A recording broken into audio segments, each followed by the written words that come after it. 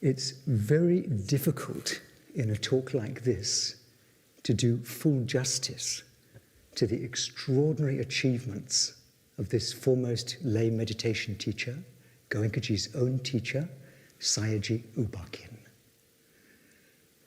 He not only achieved extraordinary results in short periods with his students, but he combined this with a stellar career as a civil servant, a senior civil servant in Burma, post-war Burma, holding at different times, sometimes simultaneously, 6 or 7 different very senior government posts, even at cabinet level. And we'll see how during his life these dual roles played out, became intertwined, and in some ways supported each other. And of course, he was Goenkaji's own teacher. He was born in 1899 in Rangoon, the son of a broker. It was a poor family. He had up to the age of 8, a very traditional education from the local monks. And then, luckily for him, an elderly man from a neighboring factory enabled him to go to the Methodist college nearby, which was an English medium college. And that was important for his subsequent career. The British at that time ruled Burma. It was part of the British Empire, actually part of India as far as the British were concerned. And if you wanted to get on in the civil service or advance your career in any way, you needed to speak English. And so here was Sayagyi in an English-speaking school, and he was a very bright student. He regularly came top of all his classes, and he was given a grammar book, being taught his grammar, and he was able to memorize the entire grammar book page by page. So he continued like that all the way through Methodist College. And then again, of course, he got noticed by a Burmese teacher who enabled him to go to St. Paul's, quite a prestigious college. And again, he came top in every class, matriculated with his high school exams, got a gold medal, and the obvious thing then would have been university. But by that time, his mother had died, his father was very sick. There was no question of any funds for him to go to university. Soon after that, his father did die, and he was on his own, so he had to make his own way. He started off by joining the Sun newspaper. This was a new Burmese language nationalist newspaper. He spent a little while on that. And then, as we all know, he joined the Accountant General's office as a junior clerk. Now, there were a number of offices, including the Accountant General's office, in this administration, which were known as Indian offices. In other words, they were totally dominated by the Indians. The Burmese didn't really get a look in. They were underdogs, basically. In that office, there were only 3 Burmese working, and it was not easy for the Burmese. The government tried to change the situation. They recruited 6 well-educated young Burmese men into the Accountant General's office. One of them was Sayagyi, and Sayagyi was the only one who survived, who didn't resign or leave the office. So he continued. Again, because of his extraordinary memory, concentration, he was able to pass his accounting exams in 1926, so now he was a qualified accountant. And again, he could memorize all his accounting books page by page. So that was Sayagyi. He continued like that. He got another promotion to junior superintendent of the office. At this stage, he had shown very little interest in meditation. He was just making his way in the world, doing what he could, earning a crust. And then all that changed. On January the 1st, 1937, he came across a student of Sayatet's. And that student taught him Anapana, just the very basics. So Sayagyi went home and he just started practicing Anapana just at home, and discovered very quickly his concentration was so good that he could play with mental light in any way he liked. while he was meditating. Now, how many of us can do that? And he hasn't even taken a course yet. So within a week, he felt, I have to go. I have to go to Sayagyi and take a proper course. And we know the story very well. He asked for permission from his superiors. It was denied. He went anyway. And at that time, this was the 8th of January now, just a week after his first attempt at Samadhi, he headed off, Sayagyi's place is about 8 miles south of Rangoon, across the river, the Rangoon River. It doesn't sound far, but it was low tide, post-harvest, muddy fields, and the Sampani herd could only get about halfway up the tributaries. So he had to get out, his knees sinking into the mud, right up to his knees, carrying his bedroll and a few provisions, and he made the remaining few miles on foot, his legs caked in mud. He arrived, and along with another student was given Anapana that night by Sayagyi, and such was his concentration that he was given Vipassana the very next day. He stayed for 7 days and achieved, as Goenkaji put it, giddy heights. Sayagyi was very impressed. When he came home, he thought he'd get the dismissal letter, found the envelope. As we know, he was promoted to chief superintendent. The background is that the British at that time had decided to separate the India and the Burma offices. India and Burma were becoming separate provinces, so they wanted a Burmese person as their superintendent, and Sayagyi was really the only candidate. So now he's superintendent of the office, his salary goes 50% higher, as we know, and he gets promotion after promotion. And he was held up as an example of how a Burmese person really can progress even in an Indian-dominated office. But by this time, it was becoming more Burmese. Now, his next major promotion was he became chief accountant of the Burma Railways Board. And this was quite a grand position now. He was responsible for auditing all the accounts of the Burma Railways, and he had a special carriage which he'd attached to the trains. And in his carriage, which was his own carriage, his office would be there, his sleeping quarters, everything. He could go up and down the line and just detach himself at any station he liked, audit their accounts, and then reattach to the next train he fancied. So he was doing that, and then a happenstance occurred. His carriage was detached at a place called Chowsi. It's spelt Corksey, it's pronounced Chowsi. This was in 1941, and it was an error. The Chowsi station had already actually been audited by someone else. But now he had 2 or 3 days doing nothing.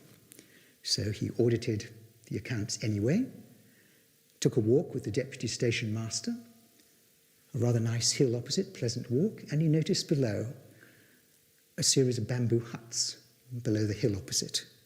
And he was curious. He said, "What's that?" And the deputy station master said, "Oh, well, that's Webu Hill, and below it is a very, very developed monk called Webu Sayadaw. People have extremely high regard for him."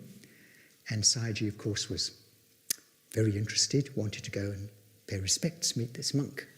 And the deputy station master said, "Oh, no, you can't go now. Go in the afternoon. He won't see anybody now." So Sayagyi went back to his carriage, had his lunch, practiced meditation, sent metta, and mentally requested this monk at the bottom of the hill, "Please receive me." And then he set off for the station master. They arrived about 3 p.m. in the afternoon at this little collection of bamboo huts, found an old nun pounding chilies, and she said, "Oh, no, there's no point in coming here now. He won't come out till 6. He never receives visitors. He certainly doesn't entertain people. If you're lucky, you might get a discourse at 6. And Sayagyi said, "Well, look, we've come all the way from Rangoon. May we please at least go and pay respects outside his bamboo hut?" This is the bamboo hut. And so he did, knelt down, paid respects, and said, "Please, sir, we've come all the way from Rangoon. Please open the door for us." And to everyone's astonishment, the door opened. Out came Webu Sayadaw, preceded by a cloud of mosquitoes. And Webu Sayadaw looks at him and says, "What's your aspiration?" "To gain Nibbana, sir." "Oh, and how are you going to do that?" "By practicing Vipassana, sir, by being with anicca." And Webu says, "Sadhu, sadhu," because Sayagyi says, "I'm practicing anicca in my body, Vipassana, right now, even while I'm talking to you." And then Webu cross-questions him. "Where did you learn this Vipassana?" And he talks about Sayagyi, whose student he is, of course, still, and talks about his experiences in meditation. Webu Sayadaw is incredibly impressed. He said, "I've been meditating for years in the forest to gain the attainments that you're talking about, that you've attained." Long conversation, and normally Webu Sayadaw didn't talk to anybody, or if he did, it was for very short periods. Long conversation. At the end of it, Sayagyi asked permission, "Can I come back the next day and provide you with your breakfast, sir?" "Yes, of course you can." So off he went, back home, back to his carriage. Came again the next day. Again, long talks. At the end of it, Webu Sayadaw says this: "You have paramis. You must spread the sasana. And you must do so now. Don't delay, because if you delay, the people who might have got it will miss it. Start teaching now." Now that's a pretty strong injunction from a very, very senior monk. With that ringing in his ears, Sayagyi goes back to his carriage and starts teaching. His first pupil is the deputy station master, sitting in the carriage, and he teaches him Anapana. Now, after that, this was 1941, he still didn't start teaching in any systematic way for some time. But then the war came. The Japanese invaded, and the British fled north, helter-skelter up north from Mandalay. The Japanese were in Rangoon. They'd taken Rangoon. They started bombing Mandalay. And now a wonderful example of Sayagyi's Shila. The Japanese left the railway station in ruins. But in the ruins, Sayagyi knew there was the safe where they kept the money, the Burma Railways Board, and all their operating cash money was in that safe. He had the key. So he goes through the ruins, finds the safe, the key still works, he opens it, gets out a very substantial sum of money, and now what's he going to do with this money? The British have fled, the Japanese are on the way, it's no man's land, there's no government of any kind. He could very easily have pocketed the money, and at that time he was pretty stretched financially because his daughter was sick, needing a lot of medical care, but not Sayagyi. He thinks about it and decides, well, this money belongs to the British. Even though they've fled, I must try and get it back to them. So he hires a jeep, drives 3 hours north to Mayhew, where the British still are in flight, finds his superior officer, hands over the money to the astonished officer, and then says, "And now, sir, may I please have my monthly salary and my travel expenses?" That was Sayagyi. So the war continued, and Sayagyi was living in Rangoon, doing his accounting work, and he was holding group sittings at his house. Today we'd call him a group sitting contact. People used to come, and Sayagyi used to come as well from time to time, give instructions. This was during the war years. And the other students would say to Sayagyi, "Oh, look, please come more often. You know, it'd be really great to have you here." And Sayagyi is actually encouraging Sayagyi to teach now. And he says, "Well, I'm like the doctor. You can see me sometimes. But Khin is like the nurse. He's always here. Talk to him."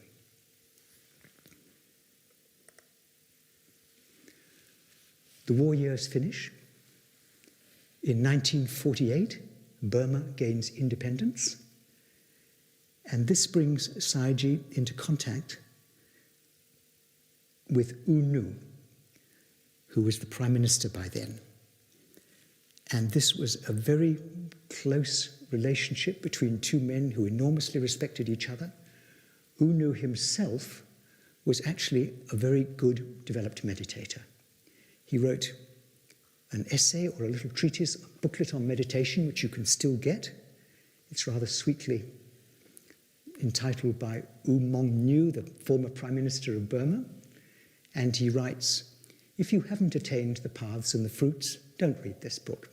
It'll just put you off.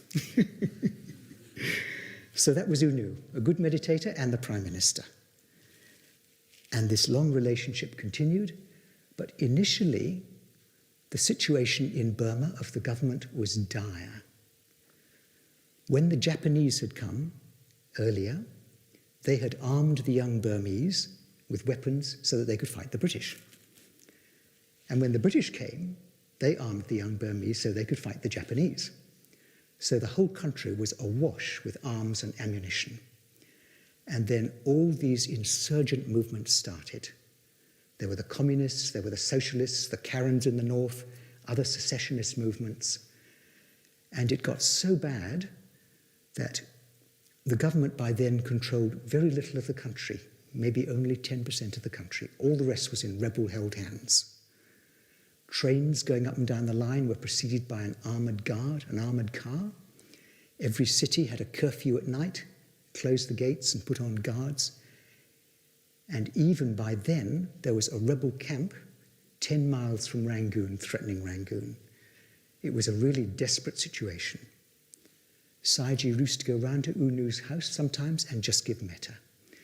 Later on, when U Nu was asked how he survived that period, he said, it was only my meditation which kept me going. And now the army was desperate, the Burmese army, and they needed supplies.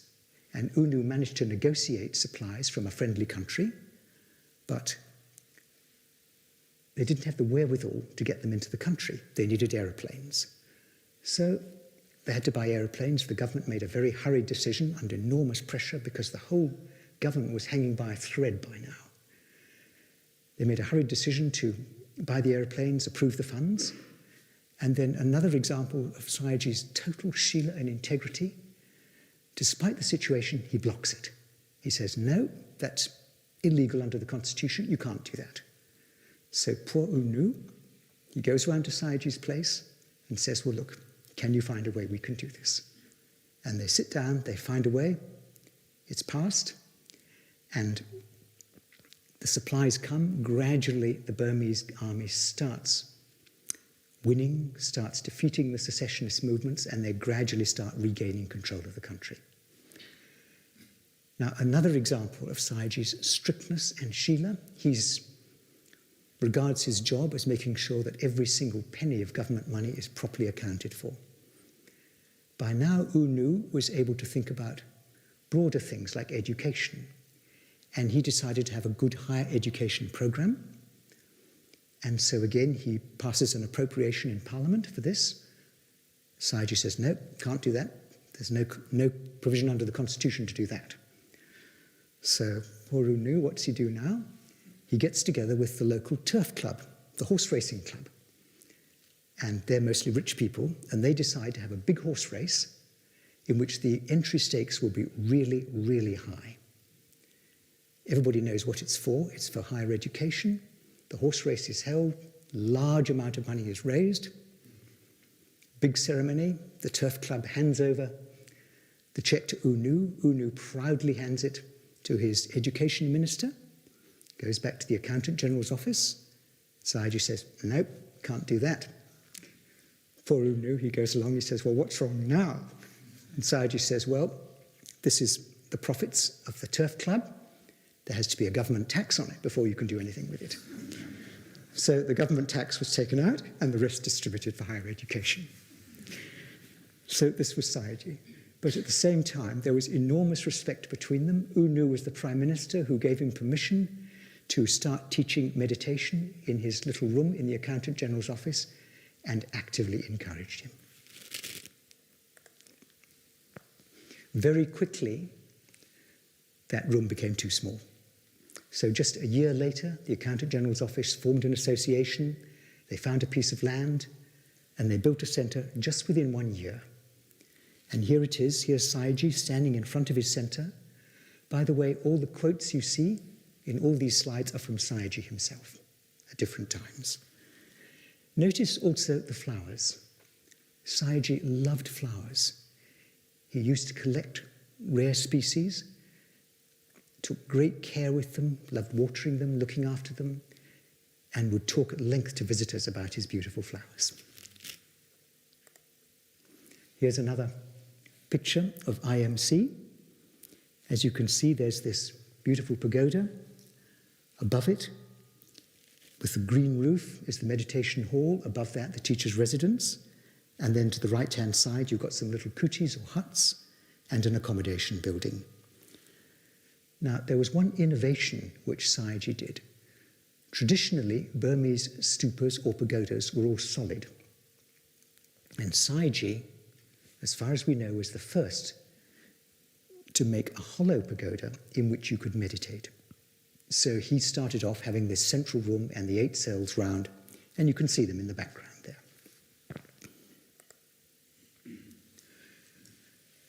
We now move on to 1953. A year later, the centre's running.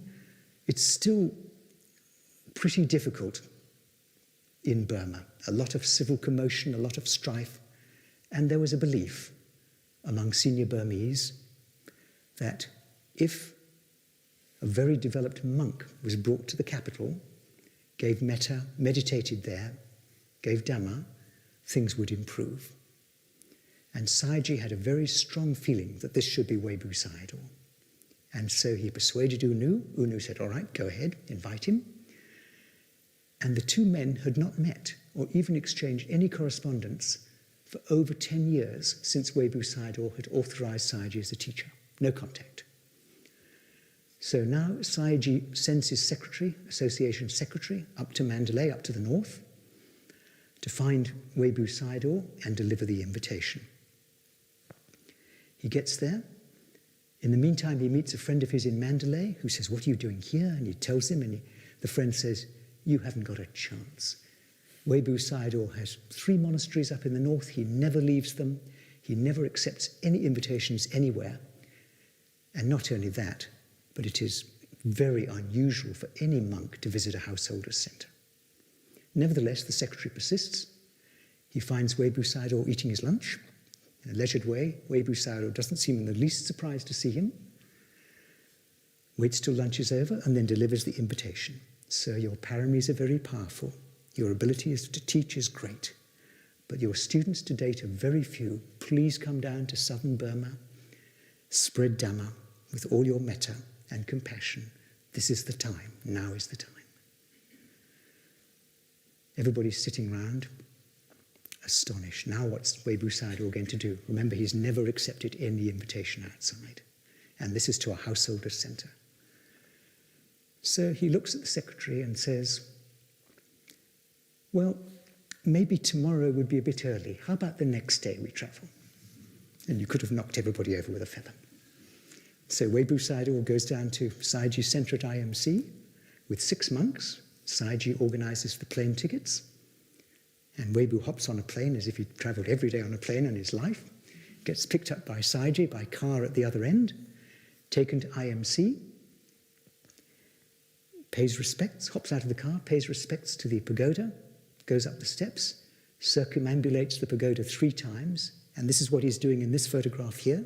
Sayagyi is leading him, Webu Sayadaw is behind with his personal assistant, walks around 3 times, is shown into the central cell. All Sayagyi's students are sitting around in the outer cells. He's requested to give Dhamma. He gives a Dhamma discourse, meditates with them for some time, and then goes to his quarters and takes rest. The next day, all the leading lights of Burma, of Rangoon, start coming to IMC. Of course, this is hugely prestigious for IMC to have such a venerable, famous monk come there. And you get ministers coming, leading lights of society, throngs of them. And this effectively launched Webu Sayadaw's career as a teacher. And thereafter, he used to go down every year to southern Burma, take a tour. He would almost invariably spend some time at IMC.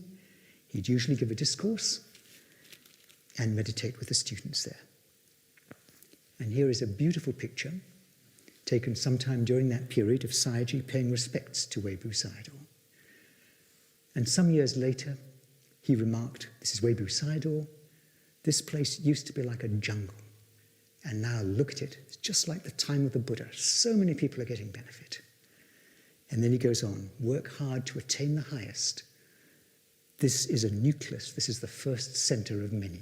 Webu Sayadaw could see what was coming.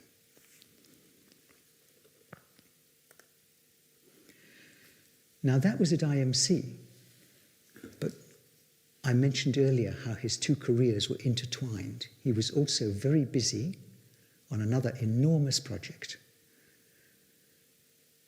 You're very well aware, I'm sure, of this prophecy, this tradition that 2,500 years after the Buddha, the second sasana would start again with Vipassana. And the Burmese were very, very well aware of it. At that time was May 1956, when the 2,500th anniversary would come. And U Nu decided that he would call the Sixth Great Sasana Council. You remember that the first one, held after the death of the Buddha, this was to go through all the scriptures and correct them if any mistakes had come in. The first one was the one where Ananda famously became an arahant just in time, overnight. The second and third were held in India, the third under Ashoka, the fourth in Sri Lanka, the fifth under King Mindon in Burma. That was the one at which Lady Sayadaw famously spoke, if you've heard that. And here's U Nu doing the sixth. Now, a huge project. This was the Great Hall. It was known as the Great Cave, where the scriptures were recited. All the discourses of the Buddha, his instructions to the monks, all that, the Abhidhamma, everything was recited in that hall. It took 2 years, but the preparations were enormous. This hall was built, and not only this hall, but it took 5,000 monks with 10 to 15,000 lay observers. It was regularly too crowded, and the observers had to queue to get in. And not only that, but a library, a Sema hall, which is a monk's ordination hall, a printing press, offices, accommodation, a hospital. 170 acres were requisitioned by the government for this, something like 40 million chats of those times. Sayagyi was on the executive committee, along with U Nu and the finance ministers and others, and the whole thing got built in 13 months. Now just imagine building one of our centres in 13 months compared to this. Sayagyi was also the honorary auditor of the council, which built this. He devised a rather neat little system of donation books of different colours for different sizes donations, one colour for 100 chats, one colour for 1,000 chats, and so forth. Only selected people were given the higher denominations, and there was never any hint of any embezzlement or misappropriation of funds at all. So that was the Sasana Council. Even after the council had finished, Sayagyi continued on the board, and they continued to publish a monthly magazine, often with one of Lady Sayadaw's discourses in it. You can get those magazines today, or some of them, in Pariyatti. Now, around that time, a rather important student came and took his first course with Sayagyi. And here he is. We all know the story of how Goenkaji came to take his first course very well, how he wanted to get cured from his migraine, and Sayagyi told him no. And that was a strong decision by Sayagyi, because as soon as Goenkaji entered the compound at IMC for the first time, Sayagyi could see straight away that here was a person of very strong paramis, someone able to spread Dhamma. But regardless of that, Sayagyi rejected him first time. Maybe we can say the first case of special handling. Later, Goenkaji hesitated, and then finally he took his course, and this was just about the turning of the Sasana, that 2500th anniversary. And here is Goenkaji at the end of the course. It's a little post-course photo. Sayagyi, of course, is in the chair. Goenkaji standing behind him to his left in Indian gear. Mother Sayama below on the left, sitting there. Mother Sayama was a very developed student of Sayagyi's, and above her, Uchit Tin, her husband. So, Goenkaji's first course. And because of the Sasana Council, a number of Westerners had been coming interested in meditation to Burma. Some of them even went to the council to see what it was like. And they became interested in meditation. And essentially, Sayagyi was the only English-speaking meditation teacher of any note in Rangoon, or maybe even in Burma. So they were basically funneled to him. And even before this Sasana Council, there was an interest. In 1952, he was asked by a group of Americans, an American technical mission in Rangoon, could he please give some talks on Buddhism? And the talks were very successful. There were 3 of them given in a Methodist church. And they were later published in a booklet called What Buddhism Is. You can get it today. Beautiful talks, highly recommended. And these talks, or rather this booklet, found its way into Burmese embassies abroad and into Buddhist societies abroad. So word started spreading that here was someone who could really teach, a remarkable meditation teacher, and interest started coming. One of the very first was a man called Van Amersfoort. He was actually the president of the Dutch Buddhist Association. He was on a trade mission, met with Sayagyi, expressed an interest in sitting a course. He only had 4 days. So Sayagyi said, all right, 4-day course. And he attained high stages, even in 4 days. Another lady, and this is not the only Westerners, but just some of them, was a lady called Elizabeth Nottingham. She was a Fulbright scholar, lectured at Harvard University. Again was interested, took a course, and she went home and she gave lectures at Harvard on it, and actually gave a series of radio interviews on New York radio, talking about Burma, and one whole session of her interviews, one whole interview, was devoted to IMC. Now, a friend of hers called Marion Dix heard about this. Marion was a filmmaker from California, and so she decided to go and take a course too. And in a little while, we'll see how her course went, because we'll get some film footage from her.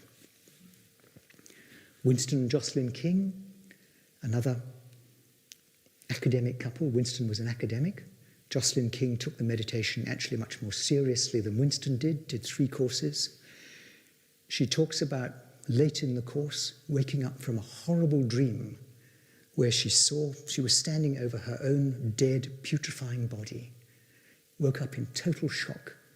It was about 4 a.m., runs to the pagoda where Sayagyi's sleeping, rushes in. Sayagyi sits up, tells him about this horrible dream she had, and she's so frightened. And Sayagyi just starts laughing.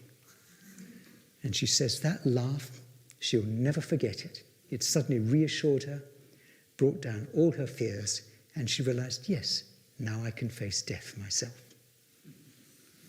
So, different techniques for different students. John Coleman, the CIA agent who came, wrote The Quiet Mind, and later became a teacher. And Robert Hoover. Robert Hoover was the rocket scientist, the man who devised the nuclear intercontinental ballistic missiles, and stood on his shoulders and shook, as Goenkaji described it. Sayagyi also describes the incident in one of his discourses. He said that a gleam of samadhi came in contact with the huge mass of impurities inside, and that was the reaction. Rather like Goenkaji's image of the housewife throwing cold water on the fire. And he said it lasted for about a day, and then it all disappeared. And later, Robert Hoover became one of his most devoted students and became a teacher himself, Vipassana teacher.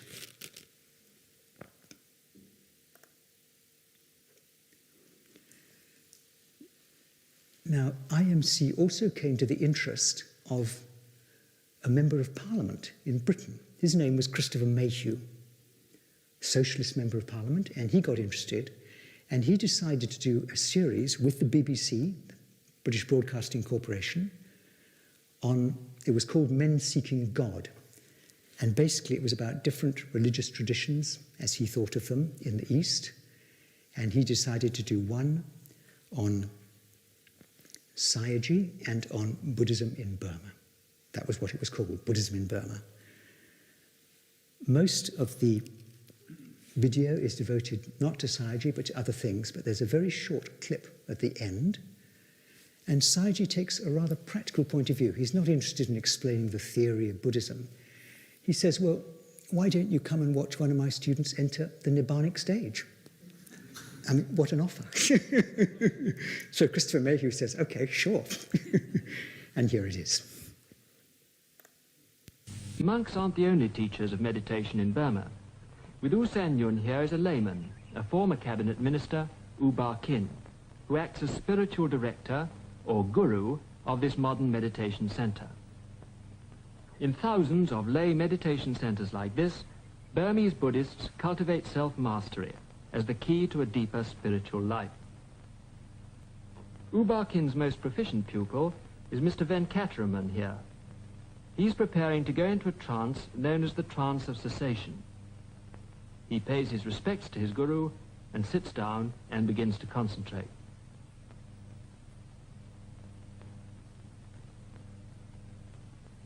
He's watched by his guru, and nearby, U San Yun, another pupil, begins meditation.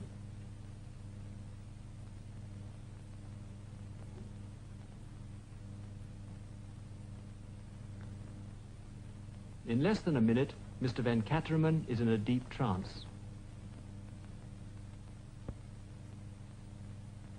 When he is like this, nothing can wake him up except the voice of his guru. Venkataraman.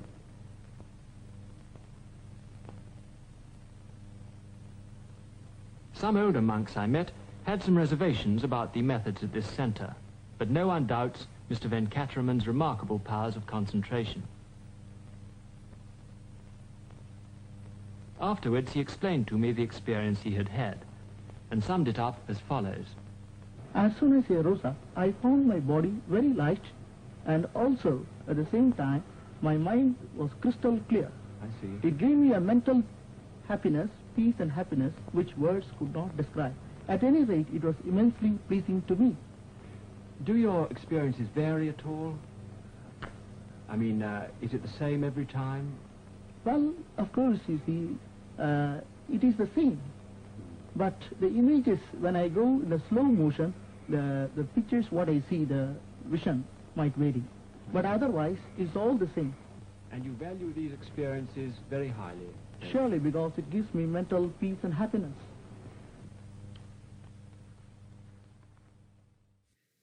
So that's a good recommendation.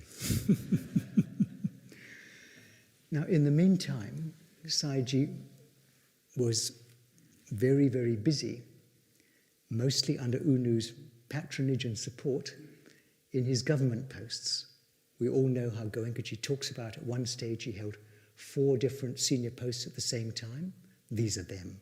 He also held others at different times.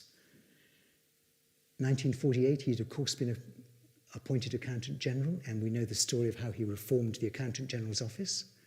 5 years later, he resigned and was immediately reappointed, and he continued right there till he retired.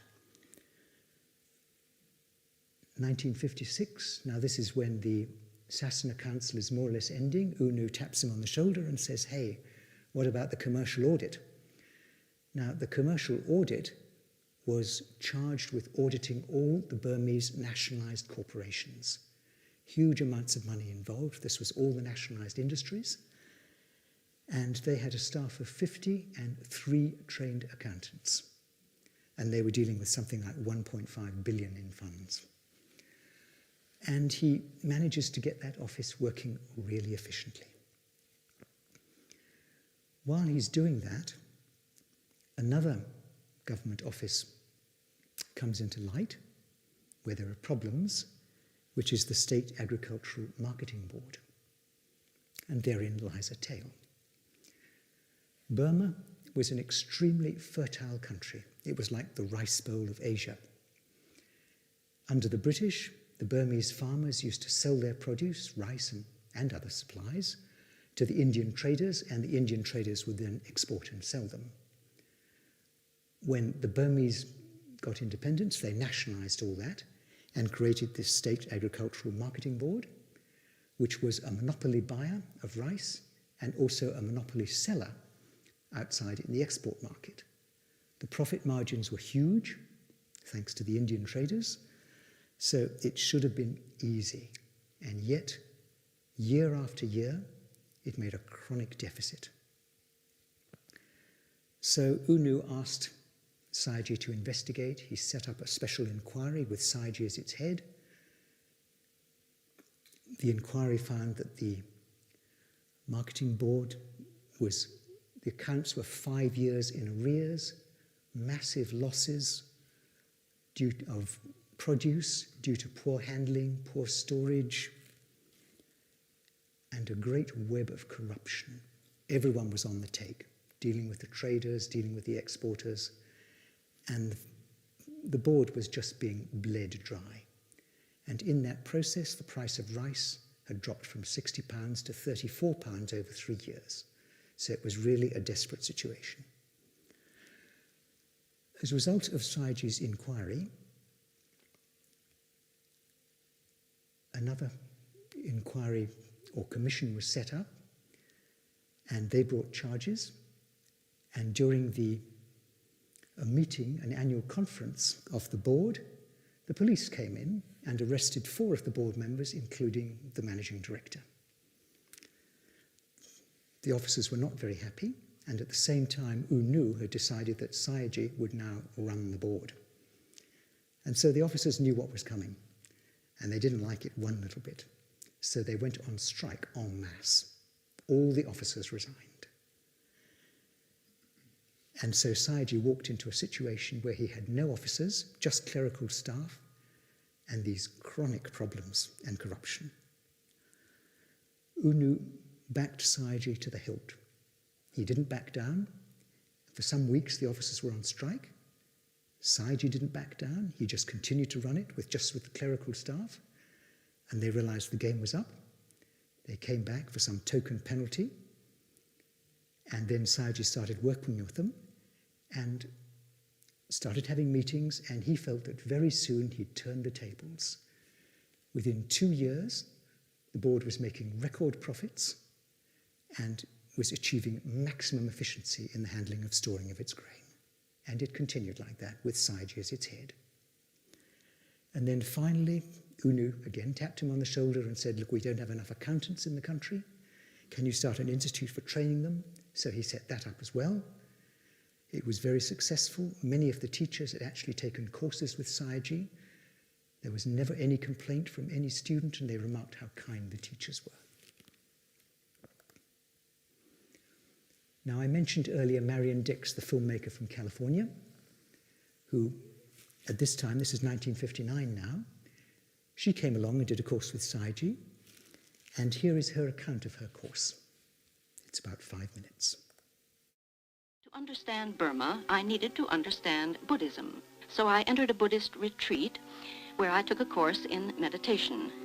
It's rare for a Westerner to do so, and I was the only non-Burman there. The octagonal main building had 8 meditation cells around its circumference. The guru or teacher, Khin, on the right, welcomed me there with some of his disciples. And like the others, I took up residence there at the center in one of the simple cottages right on the premises. On the board there, in Burmese, with English translation for my benefit, is the schedule we followed daily for 10 days. Classes from 4:30 in the morning until 9 at night.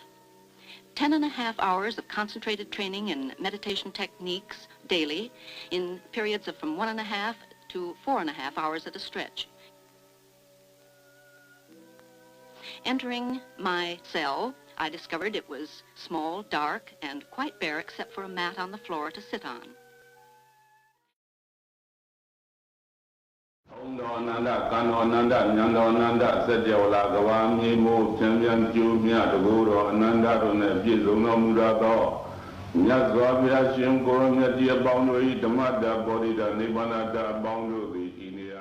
First, by concentrating complete attention on the spot beneath the nose where the breath can be felt coming and going. Then, when we could do so for hours at a time, we learned increasingly difficult techniques of concentration, all aimed toward purification through subjugation of every desire, until finally we could attain the trance state demonstrated there, body rigid, breathing barely susceptible, mind in oblivion, from which one emerges feeling indescribably serene, I was to discover. During rest periods between meditation sessions, I get acquainted with my Burmese fellow students in my class. And I found out that even Burmans who were used to sitting on the floor got stiff from the long periods in the meditation cells. We had only one meal a day, vegetarian, no meat at all, which we ate together at 10:30 in the morning. It was an occasion for relaxed, informal discussion with the guru. Miss Dix, did you enjoy this stay at the Buddhist Meditation Center? Yes, Jack, it was a wonderful experience. The last day of the course, former students and prominent Burmans from all over the country came to pay homage to the guru. Among them, the first president of Burma, Sao Shui Thaik, a Shan prince, the man in white with glasses seated at the guru's feet. The guru was telling them there about my having successfully completed the course, and later many of them came up to me rather shyly to murmur "Thadu," which means "well done."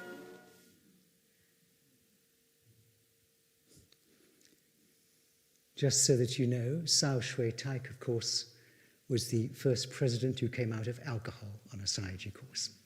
Tried to bargain, couldn't bargain, and ended up coming out of alcohol.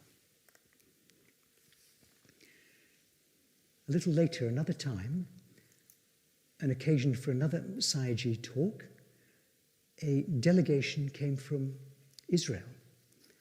And this was as a result of a very close relationship between U Nu and the Israeli Prime Minister of that time, David Ben-Gurion. Ben-Gurion was actually widely read in the Buddha's discourses and other works, in the scriptures, and used to have long correspondence with U Nu about them. They were pen pals, essentially. U Nu was invited to Israel by Ben-Gurion, and here he is. He's riding in a car through Tel Aviv, looking pretty happy, waving to the crowds. And this led to a visit by David Ben-Gurion and his foreign minister.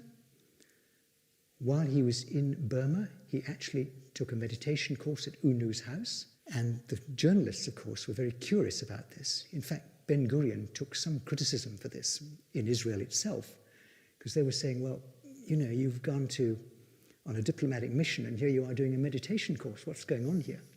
But he did it. So the press were interested, and they were directed to Sayagyi because he was English-speaking. He invited them for tea at IMC, gave them a talk. It's available in booklet form now. It's called The Real Values of Buddhist Meditation. And he realized that they weren't interested in the afterlife or anything like that.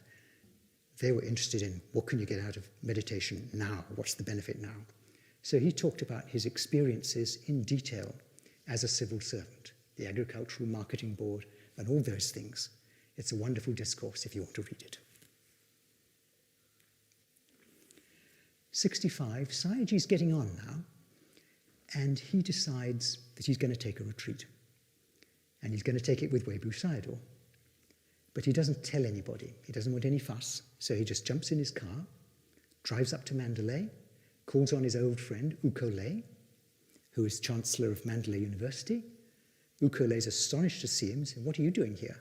And he says, "Oh, I'm going to take a meditation course with Webu Sayadaw. Do you want to come too?" So Ukole rushes around, gets his gear together, and they go over to Webu Sayadaw's place. And Webu Sayadaw looks at them and says, "You've come here to do good deeds, have you?" They say, yes, sir, we'd like to ordain and meditate." And he says, "Well, if you're going to ordain, a monk has to follow 227 precepts. Do you know the precepts?" "No, sir." "Well, can you control your bodily actions?" "We can try, sir." Can you control your mental actions? We can try, sir. Can you control the actions of speech? We can try, sir. Well, I will give you a technique which will enable you to do that. And he teaches them Anapana. And then he says, well, when you're practicing Anapana, are you controlling your physical actions? Yes, sir. And your actions, your verbal actions? Yes, sir. Mental actions? Yes, sir. He says, all right, you do that all the time. And then he looks at them and says, well, you're both over 50 and you've probably slept every single day of your lives. Now, no sleeping, you do this all night. And they continued like that for 7 or 10 days or whatever it was. And that's a beautiful photo on the right of Webu Sayadaw in front, Sayagyi behind him, and Ukole holding the umbrella at the rear.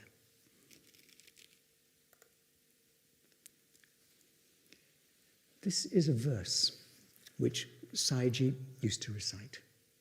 By virtue of this action, may I not come in contact with the ignorant, may I encounter only wise, saintly people until I attain Nibbana. And Goenkaji used to hear Sayagyi reciting this sometimes. One time, Sayagyi came round to Goenkaji's house to visit him. Goenkaji, of course, was a student for quite some time now.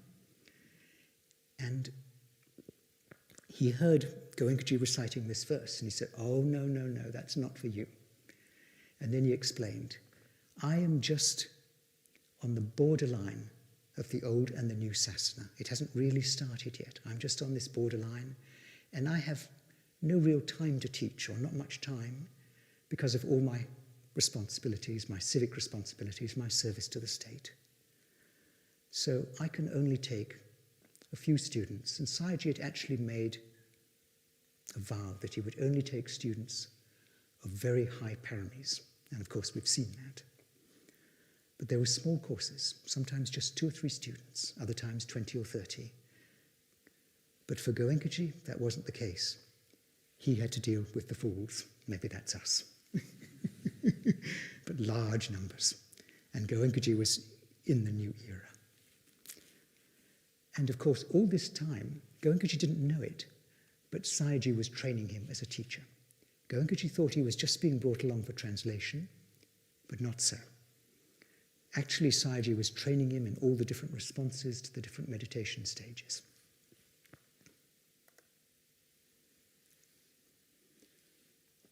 In 1967, and Sayagyi finally retires from all his duties. Actually, there's only 4 years left in his life now.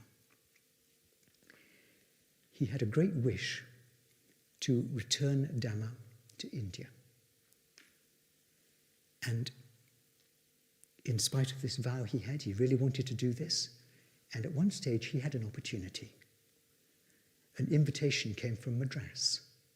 Would Sayagyi like to go over, along with some of his assistants, and give some Vipassana courses in India? Sayagyi was thrilled. So he goes and he applies for the passport to go out of the country. And at that time, passports were very restricted, and you could only get a passport from the government if you were leaving for urgent medical reasons and could show that you needed treatment, or you were going for a job and had an employment contract, or you were leaving the country permanently. And Sayagyi fitted none of those categories. And so the minister, the immigration minister, just sent word to him via a student of his, look, don't worry about that. Just say anything you like and get some bit of paper to prove it. That's fine, we'll pass it. Not Sayagyi. He said, I will never break my Shila, and I will not go and teach on a false basis. So rather than break up his Shila, he gave up his cherished dream of spreading Dhamma in India. Later, when Goenkaji went, Sayagyi was thrilled. He said, you're not going, I'm going, really. And Goenkaji always felt that. And so the training continued. In 1967, Sayagyi decided to give some campsite courses. Normally he only taught at IMC, but now he goes up to Mandalay and Mayhew, takes Goenkaji, along with Sayama and a few others. And these are rough courses. They're held in dharamsalas, hotels, schools, no Dhamma vibrations at all. And Goenkaji later felt that Sayagyi was deliberately exposing him to the kind of rough vibrations he'd have to deal with in India later. On one of the courses, a whole lot of Indian students there, some partly introduced by Goenkaji. Sayagyi suddenly says to him, "Oh, they won't understand my Burmese, you give the discourse." And so Goenkaji is used to public speaking, but here he is giving a discourse on a course in front of his own teacher. And Sayagyi is directing him. He says, "All right, now talk about Anathapindika, now talk about Angulimala, now talk about this." And so Sayagyi guided him in giving his first discourses. Later on, you may have heard the story before, small course at IMC, 3 Indian students. Goenkaji goes down to be present for Anapana, finds Sayagyi lying down in the central cell. Sayagyi says, "You give Anapana." So Goenkaji gives Anapana. That's his introduction to Anapana. Later in the course, day 4 comes, and Sayagyi suddenly says, "It's Vipassana time. I'm going to have a rest. You give Vipassana." He gives Vipassana to these 3 Indian students, and one of them suddenly starts shaking violently. Goenkaji is horrified. He doesn't know what to do. He's disconcerted. What am I going to do now? He thinks, should I rush off and get Sayagyi? And then he realizes, no, his metta is with me. All his vibrations are with me. That gives him strength. He starts sending strong metta himself. The shaking stops. The student settles down. Vipassana goes very well. In 1969, 2 years later, of course, Goenkaji, he'd already been appointed a teacher. He was appointed a teacher in 1967. He goes to India. And now it's the last few years, or the last period of Sayagyi's life. He's teaching full-time at IMC. He's got time to do that now. And just about a week before he passed away, he's just sitting around at IMC with Sayama. And he says to Sayama, "I'm thinking of leaving for good." And Sayama thinks he's talking about going to India. So she says, "Well, go. We'll look after things here." A few days later, he starts remembering all the people who'd helped him in the past. The elderly man who helped him get to the Methodist college, the teacher who'd helped him to St. Paul's, an old friend whose name he saw in the newspapers, and he starts writing letters to all of them. He's not even sick at this stage, but he suddenly starts doing this.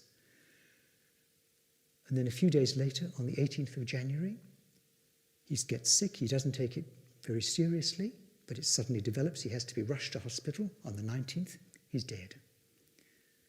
The friend he wrote to a day earlier gets the letter, and on the same day in the newspaper, gets the notice of Sayagyi's death. He's shocked. And before he passed away, Sayagyi wrote a letter to his Western students which contained this passage, famous passage. He always used to say, "The time clock of Vipassana has struck for the revival of Buddha Dhamma. He has no doubts whatsoever about the results that will accrue, results that are good, concrete, vivid, personal, here and now, which will stand you in a state of well-being and happiness for the rest of your lives." So that letter went out to all his Western students. And here's a tribute from Dr. Om Prakash. Om Prakash was a senior doctor in Rangoon. He was actually the advisor to the United Nations on medicine in Burma. He was also Sayagyi's personal physician. He remarked how Sayagyi always bore illness so patiently, so well. He was such an intelligent, easy patient. And he also said this about him. Om Prakash, by the way, was also a student of Sayagyi's. Initially he wasn't, he was just a doctor, but he saw Goenkaji's aunt passing away in great pain from cancer. Goenkaji's aunt, the one who brought him up, was actually a good Vipassana student, and Om Prakash was hugely impressed by the fortitude, the equanimity with which she bore the death pains of her cancer. That made him decide to do a course, which he did. He became a very developed student himself and was later made a teacher by Goenkaji and came to India. But he makes this point about Sayagyi. His quality was that whenever he spoke to you, you always felt you were really something special to him, a special person to him. And then you discover that everybody else at the centre felt the same way. So that's Om Prakash. Webu Sayadaw came, he outlived Sayagyi, came to Sayagyi's centre some time afterwards and said this. He was talking to Sayagyi's students. Your Sayagyi never died. He won't die. His teaching lives on, as of course it does. Not like some persons who are as if dead even when they're alive, who are of no use to anybody. So Webu Sayadaw had no doubt about Sayagyi's teaching and its impact. And then finally from Goenkaji, whenever I give Dhamma to anyone, I feel the presence of my Dhamma Father, his metta vibrations. I'm just his humble representative, assisting to spread Dhamma everywhere in fulfillment of his very wishes. A wonderful tribute from one great teacher to another.